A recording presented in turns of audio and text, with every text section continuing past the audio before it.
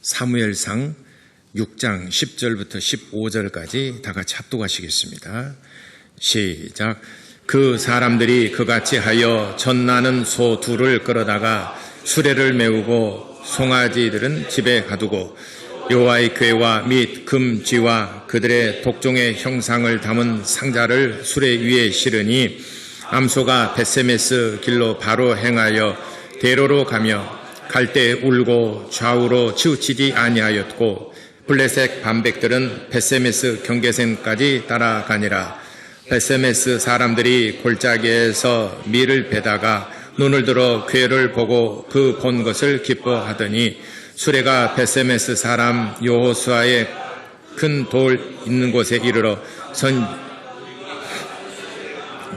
그 암소들은 번제물로 여호와께 드리고 레위인은 여호와의 궤와 그 궤와 함께 있는 금 보물 담긴 상자를 내려다가 큰 돌 위에 두매 그날에 벳세메스 사람들이 여호와께 번제와 다른 제사를 드리니라. 아멘. 오늘은 블레셋에 있다가 하나님의 법궤가 다시 이스라엘로 돌아오는 그 과정을 통해서 우리 같이 은혜 나누고자 합니다.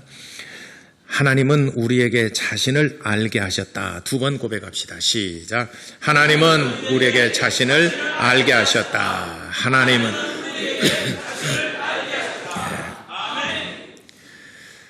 하나님께서 우리에게 자신을 나타내 주시지 아니하면은 아무리 인간이 똑똑하고 영리하고 과학의 문명이 발전한다 하더라도 하나님을 찾을 수 없습니다. 하나님께서 자신을 나타내 보여주셨을 때 비로소 우리가 하나님을 만날 수 있는 것입니다. 그래서 하나님께서 하나님 자신을 나타내 보이시는 여러 가지 방법이 있습니다.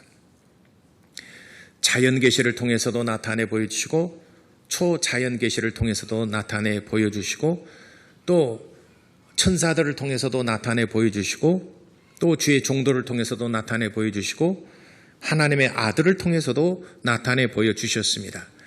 하나님께서는 자신이 살아계시다라고는 살아계신 신이시다라고 하는 것을 여러 가지 방법을 통해서 우리에게 나타내 보여주셨습니다. 그 중에서 이스라엘 백성들이 공식적으로 하나님을 만나는 장소가 있는데 그것이 바로 성소, 성막 혹은 솔로몬 시대 이후로는 성전이라고 말합니다. 그러니까 우리도 교회 다니면서 신앙생활하면서 가장 중요한 첫 번째 것은 하나님을 만난다는 것입니다. 여러분이 하나님을 지금 만났느냐? 또는 하나님을 만나기 위해서 우리가 이곳에 온 것입니다. 친구 만나러 온 것도 아니고 물론 부수적으로 여러 가지 것들이 있죠. 그렇지만은 우리가 교회 다님에 있어서 가장 우선시 되는 것, 첫 번째 되는 것이 하나님을 만난다는 것입니다. 구약 시대에는 하나님을 공식적으로 만나는 장소가 성막입니다. 광야 시대 때 성막입니다. 그리고 솔로몬 시대 이후로는 성전입니다. 성막과 성전은 하나님을 공식적으로 만나는 장소입니다. 우리가 예배당에 오는 것도 예배를 통해서 공식적으로 하나님을 만나는 장소가 바로 예배당입니다. 근데 구약시대에 성소, 성막 또는 성전 안에 가장 중요한 것은 하나님의 법궤입니다. 법궤에는 모세가 시내산에 올라가서 하나님께로부터 십계명을 받아가지고 온 돌판 둘이 있습니다. 그 돌판을 담아 놓은 곳이 바로 법궤입니다. 법궤 안에는 오직 하나님의 말씀이 담겨져 있습니다. 법궤를 덮는 그 뚜껑이 있는데 그를 속죄소라고 말합니다. 자막 한번 보겠습니다. 법궤를 덮는 것을 속죄소, 그 위에 두 천사가 있는데 구룹이라는 두 천사가 그 위를 지키고 있습니다. 우리는 속죄소를 또 다른 말로는 시은좌라고 말합니다. 시은좌. 그래서 저 법궤 안에는 두 돌판이 들어있고 그 돌판을 덮고 있는 이 덮개를 속죄소라고 말합니다. 그래서 이 속죄소는 또한 시은좌라고 말하는데, 이 속죄소라면 죄를 용서해 주시는 장소라고 하는 말이에요. 처소. 죄를 용서해 주시는 처소, 또는 시은좌라는 것은 은혜를 베푸시는 장소, 이런 말이에요. 똑같습니다. 내가 죄를 용서받는 곳이 곧 내가 은혜 받는 장소라는 것입니다. 시은좌 또는 속죄소. 속죄소라는 말은 성경에 기록된 그 언어가 속죄소라는 것으로 기록되어 있고, 훗날 신학자들이, 성경에는 나와 있지 않지만 신학자들이 이를 시은좌라고 신학자들이 이름을 붙였습니다. 그래서 우리가 은혜를 받았다라고 하는 말은 시은좌라는 표현이고, 내가 죄사함 받았다라는 말은 속죄소에서 내가 은혜를 입었다는 말이에요. 그래서 내가 죄사함 받았다는 말은 내가 은혜를 입었다. 은혜를 입었다는 말은 죄사함 받았다는 말 똑같은 말이에요. 죄사함 받고 은혜를 입어야 그 안에 있는 돌판, 곧 하나님의 말씀이 우리의 심령 안에 이렇게 스펀지가 물을 흡수하듯이 하나님의 말씀을 영접할 수 있는 것입니다. 그래서 그 법궤라 하면 통상적으로 법궤와 속죄소와 그 위에 있는 그룹 천사들을 가리켜서 이걸 통틀어서 하나님의 법궤라고 말합니다. 법궤 그러면 아래만 있는 게 아니라 뚜껑도 있고, 예를 들어서 여러분이 그냥 공기 주세요 그러잖아요. 식당에 가서. 그러면 공기만 주는 게 아니라 밥도 주고 뚜껑도 주고 다 주잖아요. 예? 그래서 저것을 언약궤 또는 법궤 이렇게 명명을 합니다. 예. 성막에서 가장 중요한 것이 바로 언약궤 또는 법궤입니다. 그러면 법궤는 어떤 의미를 가지고 있느냐? 이 법궤는 출애굽기 25장 22절과 또 출애굽기 30장 6절에 하나님과 만나는 장소예요. 내가 이곳에서 너를 만나리라 라고 약속해 주셔요. 모세에게 약속했습니다. 내가 이곳에서 너를 만나리라. 만나는 장소는 성소 안에, 또 지성소에 있는 바로 저 법궤에서 내가 너를 만나리라. 그래서 이 법궤는 하나님과 만남의 장소, 그리고 하나님과 화해하는 장소입니다. 내가 죄사함을 받고 하나님 앞에 은혜를 입는, 하나님과 화해하는 장소, 그리고 두 그룹들 사이에서 여호와께서 말씀하시니라 해서 모세가 두 그룹들 사이에서 말씀하신 하나님의 말씀을 듣고 이스라엘 백성들을 지도를 했습니다. 그러니까 이 법궤는 하나님과 만남의 장소, 내가 죄사함을 받고 은혜를 입은 장소, 또 하나님의 말씀을 듣는 장소가 바로 이 지성소 안에 있는 법궤입니다. 그러니까 법궤는 공식적으로 하나님을 만나는 곳입니다. 모세가 이스라엘 백성들을 이끌 때도 이제 수많은 사람들이 불평할 수도 있고 원망할 수도 있고, 또 이 광야길을 살아가는데 참 보통 일이 아닙니다. 우리나라가 이렇게 지금 세계적으로 우리나라가 잘 사는 나라 편에 속하지 않습니까? 지금 그렇죠? 경제 규모로 보나 어떤 면으로 보더라도 우리나라는 상위 클래스에 있고 우리나라는 정말 잘 사는 나라입니다. 근데 우리나라 사람만 그걸 몰라요. 실제로 외국인들이 볼 때나 또 우리 외국에 나가서 보게 되면은 우리나라가 정말 잘 사는 나라입니다.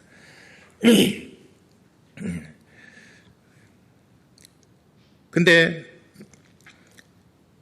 이렇게 뭔 얘기도 또 우리나라 또 얘기가 나와가지고 이렇게 우리나라 국민들이 잘 살고 세계적으로 수준 높은 문화 또 국민의식도 굉장히 수준 높습니다. 근데 이렇게 잘 살고 수준 높은 나라를 이끌어가는 지도자들도 굉장히 어렵잖아요. 이런 환경에서 이끌어 나간다는 것은 그리 어려운 일이 아닐 텐데 우리나라 지도자가 우리나라를 이끌어 나가는데 굉장히 쉽지만은 않습니다. 근데 이스라엘 백성들이 그런 열악한 환경, 척박한 환경, 물을 얻기도 힘들고 먹을 것을 구하기도 힘든 이 세상에서, 그러니까 이 환경이 열악하고 경제적으로 열악하고 이러다 보니까 낮에는 엄청 덥고 저녁에는 춥고 이런 환경 속에서 살아간다는 게 조금만 마음 상하게 되면은 얼마나 불평하고 얼마나 원망하고 다툼이 심한지 몰라요. 여러분도 우리 모두가 다 그렇지 않습니까? 우리가 경제적으로 풍족하고 뭔가 환경이 잘 되고 자녀들도 잘 되고 모든 것이 다 평안합니다. 그러면 어지간한 것은 다 그냥 그럴 수 있는 거지 뭐.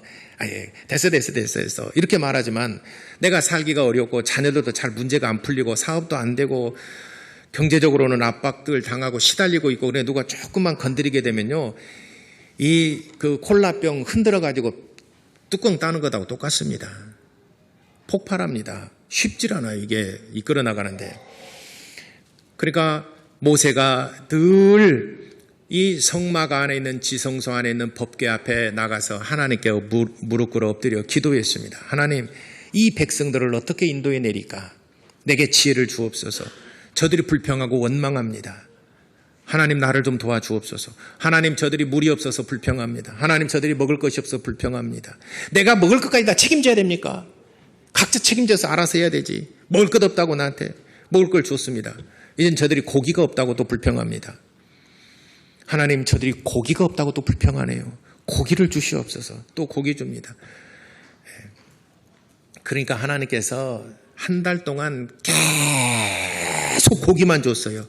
그러니까 이제 이스라엘 백성이 이제 고기 좀 그만 주라고 해서 고기 아주 코에서 아주 고기 냄새가 진동한다. 고기 좀 그만 달라고 그랬어요. 이 사람이 얼마나 고기를 주면은 준다고 뭐라고 그러고 안 주면 안 준다고 뭐라고 그러고, 하나님, 내가 이 백성들을 어디까지 책임져야 됩니까? 모세도 아마 참 어려운 겁니다, 지도자가. 그래도 40년 동안 이스라엘 백성들을 인도해낼 수 있었던 것은 바로 이 법궤가 있었기 때문에 그런 것입니다. 법궤에서 하나님 앞에 기도하고 하나님을 의지하고 또 하나님께서 말씀하신 걸 듣고 이스라엘 백성들에게 나가서 선포를 했습니다. 이 법궤가 그렇게 중요합니다. 솔로몬 시대 때 성전을 짓고 하나님의 법궤를 지성소에 모셨습니다. 그리고 성전을 지어서 하나님 앞에 봉헌할 때에 솔로몬이 하나님께 분향을 할 때에 헌당을 할 때에 하나님 앞에 나아가서 성전에 들어가서 하나님께 그렇게 기도합니다. 하나님, 이 성전을 지어서 내가 하나님 앞에 드린 것은 하나님을 이 성전에 끌어다가 이 안에다가 모시려고 하는 것이 아닙니다. 하나님은 이 성전의 주인이시고 만유보다 크신 분이시고 만왕의 왕이신데 어찌 하나님을 끌어다가 이 성전 안에 모실 수 있겠습니까?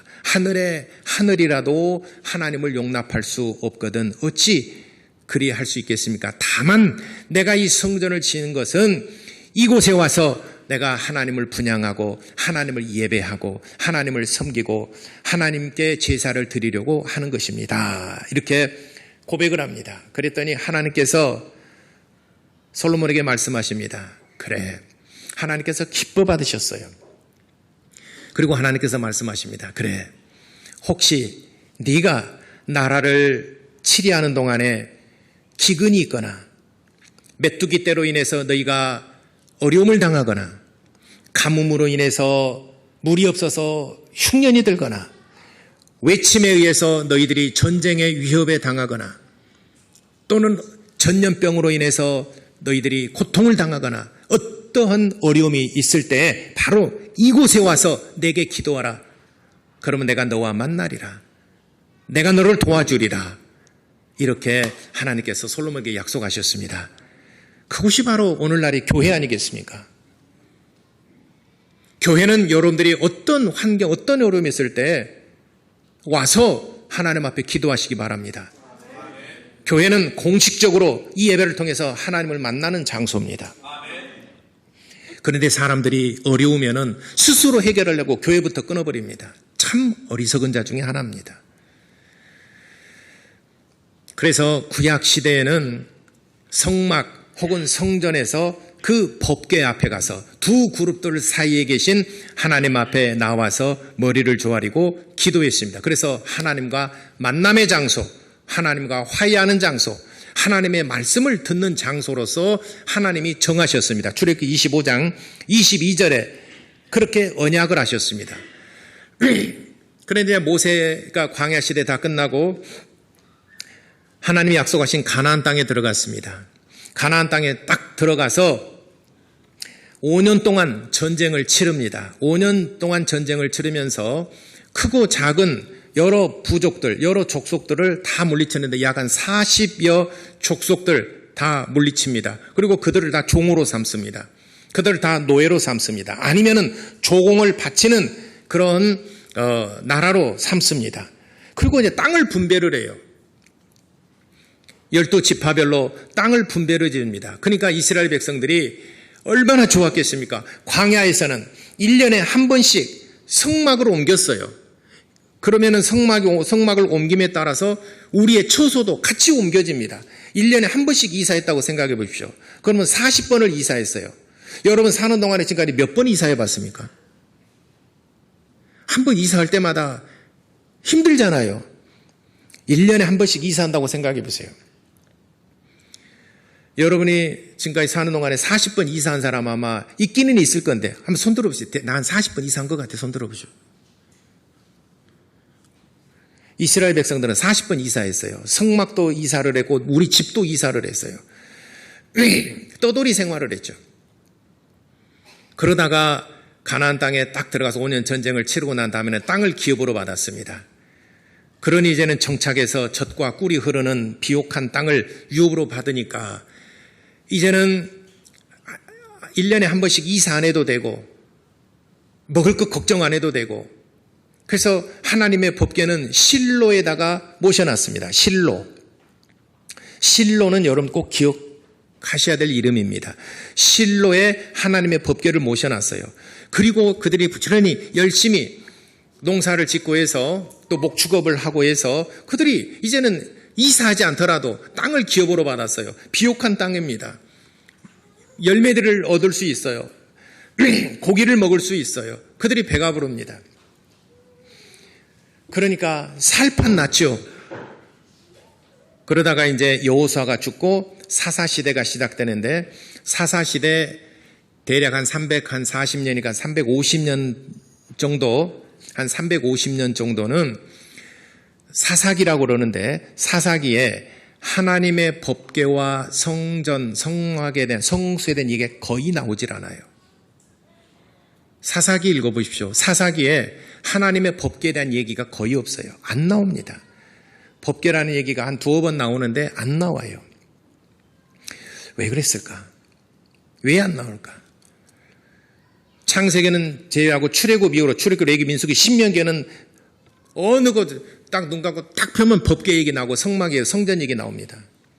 출애굽, 레위기, 민수기, 신명기 어느 번 딱 펴서 읽어보세요. 성막에서 섬기는 제사장 이야기, 어떻게 섬기가 절기 이야기, 제사 이야기, 성막 짓는 법 얘기, 그 얘기나 또 딱 접으세요. 아마 10중 8구는 그렇게 나오고요. 10번 하면 7, 8, 8, 9는 아마 성막에 대한 얘기가 나올 겁니다. 그런데 사사기는 10번 딱 펴면은요, 10번이면 10번 중에서 한 번도 안 나옵니다. 성막 얘기가 안 나오고 법궤 얘기가 안 나와요. 왜 그럴까? 이스라엘 백성들이 풍요롭고 먹고 살만해요. 스스로 노력해서 풍족하게 먹고 살만합니다. 사람이 시간이 없고 돈이 없을 때는 정말 한눈 팔지 아니하고 열심히 살아갑니다. 근데 나이가 들어가고 시간이 흘러서 나이가 들어가면서 이제는 경제적으로 안정이 되고 집 한 칸도 마련했고 통장에 제법 돈도 쌓이고 이제는 시간적인 여유도 있고 그렇습니다. 그래서 시간과 돈이 있습니다. 그러면 맨 먼저 뭘 합니까? 시간 있고 돈이 있어요. 돈도 있고 시간도 있어요. 건강도 있어요. 뭐 합니까? 사람이 더 하나님을 섬깁니다. 그동안에 못했던 것 하나님 앞에 더 물질로도 섬기고 더 시간적인 여유가 나니까 더 교회에 나와서 더 헌신적으로 일하고 더 열심히 합니다. 그렇게 될 줄 알았죠. 아멘에서 감사하고 또 될 줄을 믿습니다. 근데 사람이 시간과 돈이 있으면요, 거의 타락합니다. 하나님의 일에, 영적인 일에 게을러집니다. 옛날에 주 6일 근무했죠. 그리고 토요일 날은 반공일이었어요. 반공일이라는 말을 들어본 사람들은 상당히 올드한 사람이에요. 반공일이 뭐대요? 반공일을 모르는 사람은 좀 젊은 층에 속하고, 반공일 아십니까? 반공일. 그러다가 이제 토요일 밤에 열기라는 게 있죠. 토요일 밤. 그러다가 불금으로 넘어갔죠. 그러다가 이제는 우리나라도 주 4일 근무제로 이렇게 전환한다는 게 그 노동 시간이 지금 다시 68시간으로 다시 뭐 늘어났다고 하는데 주 4일 근무, 월, 화, 수, 목 근무하고 금, 토, 일 이렇게 쉬는 이런 것들을 지금 계속 얘기가 지금 나오고 있어요. 이런 얘기가 나오게 되면 언젠가는 또 시행이 될 겁니다. 아무리 다음 세대 곧 얼마 되지 않아서 시행할 수도 있어요. 그 시간이 많아졌죠. 이제 물질도 제법 우리나라 요족하게 살고 굶은 사람들 거의 없잖아요. 굶은 사람은 나라에서 다 먹는 것은 기본 생활권은 다 보장해 주잖아요. 이스라엘 백성들이 타락을 했습니다. 하나님을 섬기지 않고 법궤가 어디 있는지도 몰라요. 여러분들이 교회를 몇 달간 쉬게 되면요, 써먹써먹하고, 써먹써먹하잖아요. 한동안 뜸했었지. 웬일인지 교회에 나오게 되면 써먹써먹했었지. 이러면 안 된다. 그래서 우리가 교회에서 인사할 때 아이고 오랜만입니다. 이 소리는 절대로 들어서는 안 된 말입니다. 에? 아이고 오랜만이네요. 이 소리 들으면 안 돼요. 아시겠죠? 예. 그래서 이스라엘 백성들이 사사시대 350년을 지내는 동안에 많이 나태해졌어요. 그래서 삼손이 12번째 마지막 사사인데 삼손 이후로 이스라엘 백성들은 이제는 나태해질 대로 나태해지고 타락할 대로 타락했습니다. 그래서 지도자의 말도 듣지도 아니하고 자기 마음의 소견에 원하는 것들, 자기 육신이 원하는 것들을 위해서 전부 다 쫓아가 버렸다라고 사사기 21장 마지막 절에 그렇게 기록하고 있습니다. 이때에 그 전만 하더라도 팔레스타인이든 가나안 땅에 있는 전역의 모든 족속들이 이스라엘 하게 되면 벌벌 떨었어요. 그런데 맨 먼저 들고 일어난 나라가 블레셋이라는 나라입니다. 지중해 연안의 그 비옥한 땅을 차지하는 블레셋이 들고 일어납니다. 그리고 이스라엘과 전쟁을 하게 됩니다. 블레셋 군대가 이스라엘과 전쟁하기 위해서 모든 완전 전쟁 준비를 하고 아벡이라고 하는 곳에 이스라엘과 국경선입니다. 이스라엘과 국경선에 아벡이라는 곳에 병력을 집결시킵니다. 그러니까 이스라엘도 볼 때 오라 저것들이 참 이런 말을 하잖아요. 너 많이 컸다. 그러니까 이스라엘이 볼 때는 야 블레셋이 우리한테 덤벼들어 넌 참 많이 컸다. 블레셋이 뭐라 하겠습니까? 형님이 많이 키워주셨습니다. 뭐 그런 얘기잖아요. 많이 컸어요. 저것들 봐라. 한번 하자. 그래서 이스라엘 백성들이 모인 곳이 바로 에벤에셀이라고. 에벤에셀은 그 아벡과 그 국경선에 있는 곳. 이스라엘 땅은 에벤에셀. 이스라엘 땅은 에벤에셀. 그리고 블레셋 땅은 아벡. 국경선을 두고 대치를 합니다. 그래서 전쟁을 치는데 저것들 봐. 그래서는 가볍게 여기 와서 그 아벡으로 가가지고 전쟁을 치렀습니다. 거기서 이스라엘 군인들이 4,000명이 죽고 1차 전에 패전을 합니다. 다시 에벤에셀로 돌아왔어요. 작전회의를 합니다. 장로들과 더불어서 작전회의를 합니다. 야, 이 블레셋 많이 컸던데, 야, 우리가 어떻게 저 이기냐? 전투력이 만만치 않아. 어떻게 이기지? 우리가 섣불리 건드렸다가는 우리가 또 2차전에 패전하게 되면 우리 진짜 망자로 우리가 안 되겠다.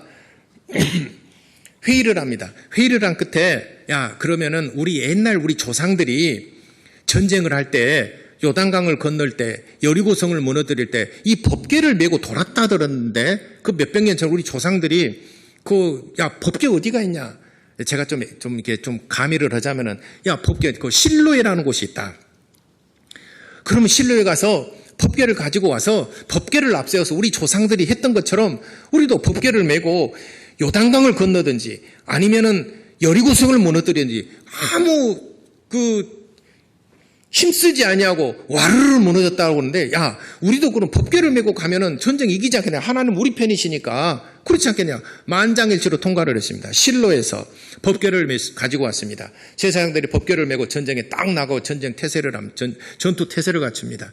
블레셋 사람들이 법궤를 보고 법궤를 가지고 온다면은, 야, 이걸 문제가 심각해진다. 우리도 예전에 들었는데 법궤를 가지고 요단강 물이 갈라지기도 하고 여리고성을 무너뜨리기도 하고 아이성을 점령하고 모든 성도를 점령하고 이 지역의 폐주가 되었는데, 야, 우리는 보통 일이 아니다. 그래서 블레셋 장수들이 이스라엘 군대를 모으고 이렇게 얘기합니다. 만약에 우리가 이 전투에 죽이면 우리는 저들의 종이 될 것이다. 우리는 저들의 노예가 될 것이다. 그러니 우리가 정신을 바짝 차리고 죽기를 각오하고 싸우자. 그러니까 이스라엘 군인들이 소리를 지르면서 함성을 지르면서 전의를 다졌습니다.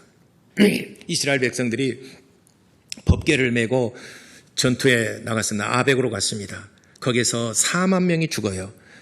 그리고 법궤를 빼앗겼습니다.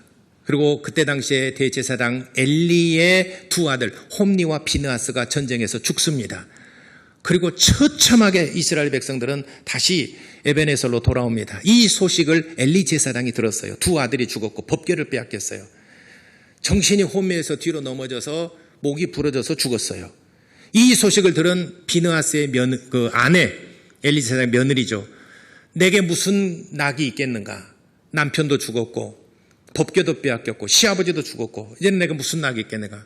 그래서 거기서 또 마음을 잃고 거기서 또 죽었습니다. 그렇게 해서 법궤를 빼앗기고 아벡 전투에서 법궤를 빼앗겼습니다. 그래서 이스라엘 백성들이 바로 엘리 제사장 때 그 아벡 전투에서 법궤를 빼앗겼는데 블레셋 사람들이 이 법궤를 빼앗아서 이제 아스돗, 지중해 연안의 아스돗이라는 곳에 모셨습니다. 근데 아스돗의 법궤를 자기네들이 신전 앞에다 뒀어요. 다곤 신전 앞에다가 법궤를 놔뒀습니다. 그랬더니 다음날 일어나서 보니까 그 다곤 신전이 법궤 앞에 엎드려져 있어요. 아, 이게 무슨 징조인가? 그 신을 세웠습니다. 그리고 하룻밤을 또 잤는데 다음날 보니까 그 다곤 신이 엎드려졌는데 팔다리가 나가고 목이 부러져 가지고 그 법궤 앞에 쓰러져 있습니다.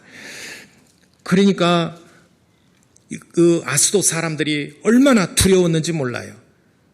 두려움이 또 임한 것은 그들에게 독종, 몸에 종기가 나서 사람들이 죽어나갑니다. 이게 무슨 재앙인가? 바로 이 법궤 때문에 그런 것이다. 이스라엘 백성의 하나님이 노예해서 그런 것이다. 그래서 이 법궤를 가드로 옮깁니다. 가드로 옮겼는데 옮겨진 후에 옮기자마자 그 성읍에 큰 환란이 있습니다. 그리고 성읍 사람들이 또한 심한 종기로 많은 사람들이 죽어갑니다. 그러니까 가드 사람들이 그 아스돗 사람들이 그렇게 당한 것을 또 우리가 당하니까 야, 이거 빨리 옮기자 해서 옮긴 곳이 에그론으로 옮깁니다.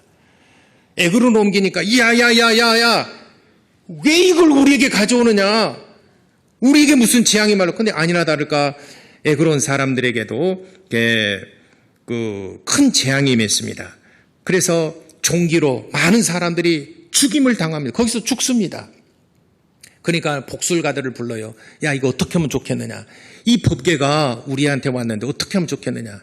그래서 이 복술가들이 말합니다. 우리가 지금 당하고 있는 이 그 독한 종기의 모양을 금으로 만들어서 5개를 만들고 그 다음에 그 재앙을 상징하는 쥐 모양으로 쥐 모양 5을 금으로 만들어서 같이 넣고, 그리고 전내 나는 암소 2마리를 그 수레를 끌게 하자. 그래서 수레에다가 법궤를 싣고 이 독종의 모양과 그 쥐 모양의 그 형상 5을 실어서 우리 보내자. 그래서 수레도 새 것으로 만들었습니다. 그래서 보낸 곳이 벳세메스입니다. 자, 우리 영상 한번 봅시다. 간단하게 여러분들이 꼭 기억해야 될 세 곳이 있어요. 첫 번째 아스돗, 두 번째 가드, 세 번째 에그론이라고 하는 것이 좀 더 확대 한번 해보시죠. 제가 글이 잘 보입니까?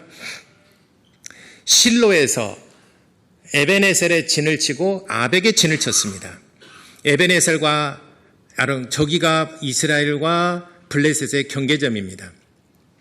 그리고 아벡 전투에서 에벤에셀에서 실로에 있는 그 법궤를 가지고 오라. 그래서 실로에 있는 법궤를 가지고 와서 아벡에서 빼앗깁니다. 아벡에서 빼앗겨 바로 아스돗이란 지중해 연안에 있는 아스돗이라는 곳에 가서 거기에서 이제 신전이 무너지고 투심한 독종으로 고통을 당하니까 가드로 가자. 가드도 블레셋 지형입니다. 가드도 재앙을 당합니다. 에그론으로 가자. 에그론에서도 재앙을 당합니다. 그러니까 에그론과 벳세메스가 바로 또 블레셋과 이스라엘의 경계 지점입니다. 벳세메스로 보냅니다. 그리고 벳세메스 위에 기랏 여아렘이 있고 나중에 다윗이 예루살렘 성으로 드리겠는 또 두 번째 그림 한번 봅시다. 좀 더 확대를 해보시죠. 저 지역에 보게 되면 대략 이제는 실질적으로 저렇게 에벤에서 아벡 전투에서 아스돗, 가드, 에글론에서 벳세메스가 있죠. 아래가 아둘람이 있고 좀 더 아래쪽 봅시다.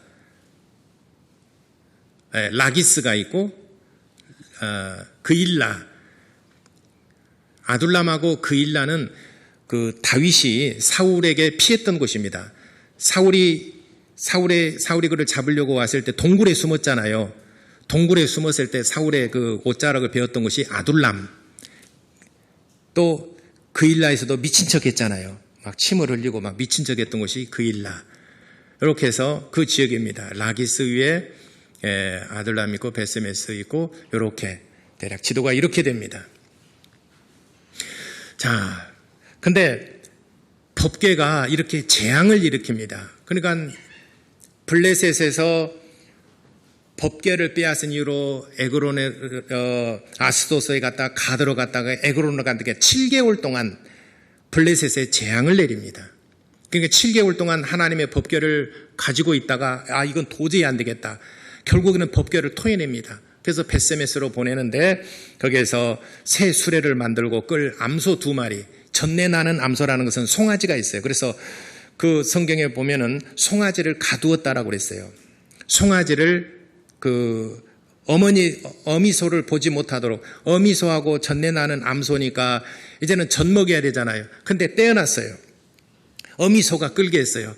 그리고 블레셋 사람들이 그랬습니다. 만일 이 암소가 똑바로 이스라엘 지경으로 가게 되면은 하나님의 신이 우리에게서 떠난 것이고 다행이고, 혹시 그가 뒤돌아와 버리면은 그 재앙을 우리가 이제는 어찌 감당할 것인가. 그래서 그들이 간절히 숨죽이고 두 손 모아 막 간절히 빌고 기도한 것은 이 암소 2마리가 좌로나나 취취되내고 송아지가 그 젖을 달라고 어미를 떼어놓으니까 새끼가 부르잖아요. 어미를 부르는 소리가 있잖아요. 그런데 그 소리를 들은데도 그 소리를 듣고 송아지 자기 새끼에게 젖을 먹여다 새끼 때문에 다시 뒤돌아와 버린다면 그 재앙이 이제 에글론에 그대로 또 임할 것이기 때문에 얼마나 마음 졸였겠습니까? 송아지는 부르짖고 어미소는 그걸 듣지만은 그러나 무사히 그 소리를 듣지 아니하고 들리지만은 벳세메스까지 갑니다. 벳세메스에 딱 도착을 했어요. 그러니까는 블레셋 사람들이 안도의 한숨을 쉽니다. 우리 살았다. 그리고 하나님의 법궤를 양도를 해줍니다. 그리고 블레셋에서 이제 떠나온 7개월 만에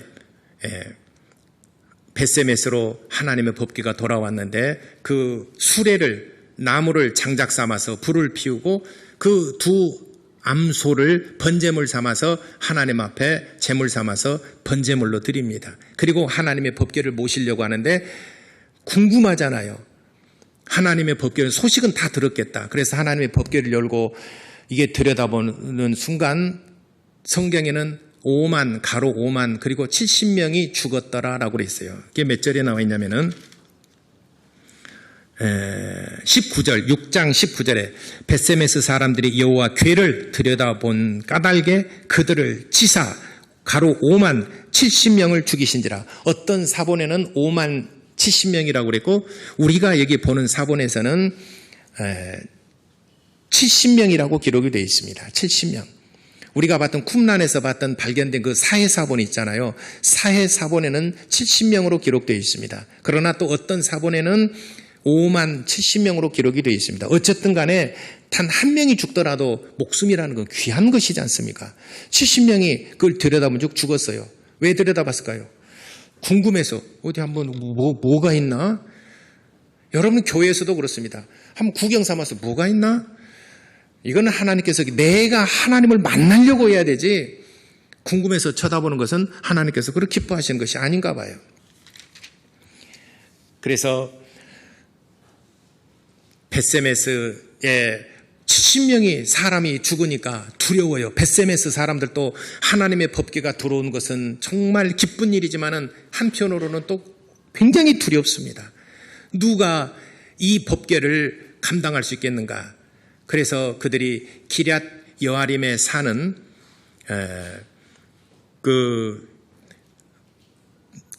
아비나답이라고 하는 신실한 사람이 있어요.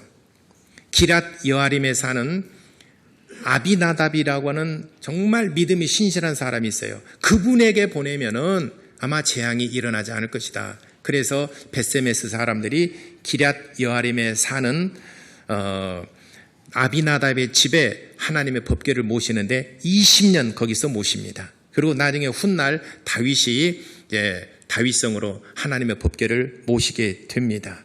자, 여기서 우리가 이스라엘 백성들이 그 전쟁에 하나님의 법궤를 가지고 나갔지만 실패한 이유가 무엇일까? 이스라엘 백성들은 까마득하게 잊어먹고 있었어요. 법궤에 대해서. 사사시대를 지내는 동안 350년 정도 하나님의 법궤에 대해서 무관심했고 하나님에 대해서 무관심했어요. 그러다가 환난을 당하고 전쟁을 막상 치르고 보니까 우리 살 길이 뭔가? 그때 이제 법궤를 모시고 어디 갔냐? 법궤를 모시고 우리가 앞세우면 우리가 이길 수 있지 않겠는가? 이들은 마치 하나님의 실체가 중요한 것이 아니라 법궤, 하나님 영광이 떠나버린 그 법궤를 가지고 간들 마치 부적을 몸에다가 붙이고 가서 전쟁터에 나가는 것과 다를 바가 뭐가 있겠는가? 하나님의 법궤는 부적이 아닙니다. 하나님의 법궤는 뭐라고 그랬습니까? 하나님을 만나는 장소라고 그랬습니다. 하나님의 은혜를 베푸는 장소, 죄를 용서해 주시는 장소, 하나님이 말씀하시는 장소가 바로 하나님의 법궤입니다. 근데 이스라엘 백성들은 마치 부적을 몸에다 붙이고 하게 되면 화살을 맞아도 총을 맞아도 나는 끄떡없이 죽지 않아. 이 부적이 아마 지켜줄 거야. 가서 막 그 전쟁을 치렀지만은 활을 맞고 칼을 맞고 총을 맞고 창을 맞으니까 죽잖아요, 사람이. 하나님의 영광이 있다는 그들이 평소에 찾지도 않은 까마득하게 잊어버렸던 그 법궤를 가지고 간들 하나님이 그들을 도우시겠는가? 오늘 우리 신앙은 하나님의 실체를 만나는 것이고 하나님과 교제하는 것이고 하나님의 살아계심을 우리가 만나야 되고 우리가 체험을 해야 됩니다. 하나님의 법궤는 멀리 있고 하나님은 멀리 있는데 맨몸으로 교회만 나온다라고 해서 교인이 되는가? 교회만 나왔다라고 해서 앉아있다라고 해서 내 영혼이 구원받았는가? 하나님 나를 도우시겠는가? 깨달으시기 바랍니다. 하나님의 실체를 만나는 것입니다. 하나님을 정말 사모하시는 겁니다. 그러면은 하나님이 여러분들을 도우십니다. 벳세메스로 가는 그 두 송아지도, 두 소도 송아지를 뒤로 하고 울부짖는 소리가 있지만은 그를 뒤로 하고 하나님께서 끝까지 벳세메스로 법궤를 끌고 가도록 하나님이 인도하시지 않습니까? 송아지가 얼마나 엄마를 찾고 엄마를 떠나는 그걸 보고 송아지들 얼마나 부르짖었겠습니까? 그 소리를 들은 이 암소는 얼마나 괴로웠겠습니까? 그것이 우리의 신앙입니다. 그것이 우리의 믿음 생활이 되어야 됩니다. 벳세메스로 가는 두 소가 법궤를 모시고 간 것처럼 우리도 그렇게 신앙 생활을 할 수 있게 되기를 예수 이름으로 축원합니다. 기도하겠습니다. 이 시간에 에베네셀로 법궤를 모시고 가는 그 두 암소처럼 우리도 사명을 감당하고 좌로나로 치추지 않고 뒤에 어떤 세상 소리 듣지 아니하고 오직 하나님의 음성을 듣고 하나님의 말씀만을 사모하고 하나님의 실체를 경험하고 하나님과 만나는 신앙생활을 할 수 있도록 다 같이 기도하시겠습니다.